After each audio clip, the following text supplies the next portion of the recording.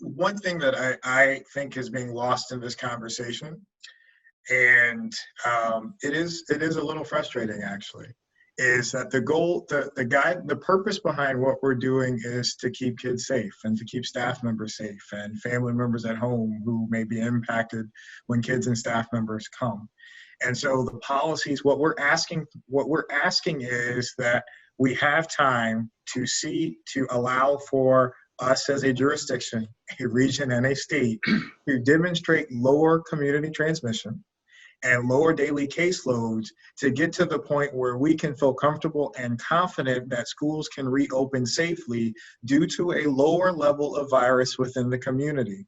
We have countless examples, unfortunately, that are popping up every day of jurisdictions where we are seeing that they are opening and they're having to close within the first week.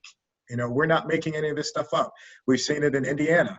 We've seen it in Georgia. I think this morning it was announced that 80 cases of students and staff members impacting over 20 different schools. I think that's the correct read on that. 20 different schools who've had to close within the first week of reopening. We've seen it even as close by in Fauquier County, where they were intending to bring back teachers and staff next week, and they've had 2 administrators who've tested positive, and now that has been put on hold. So the reason why we've taken the actions that we've taken is we are looking across the country. We're looking at the data here that suggests that the viral load is still too high within our community to be able to safely reopen schools during this time period. What we are asking is that with extending the deadline or extending the start date for in-person schooling, is that allows us to, as a jurisdiction and as a region, as a state, to be able to move in that direction where we have sustained lower community transmissions and lower daily case volumes, so that we can begin to open schools utilizing the well thought out plans that schools have put together, that we will continue to work with them to provide advice to ensure that they have thought through all of the different parameters and necessary permutations.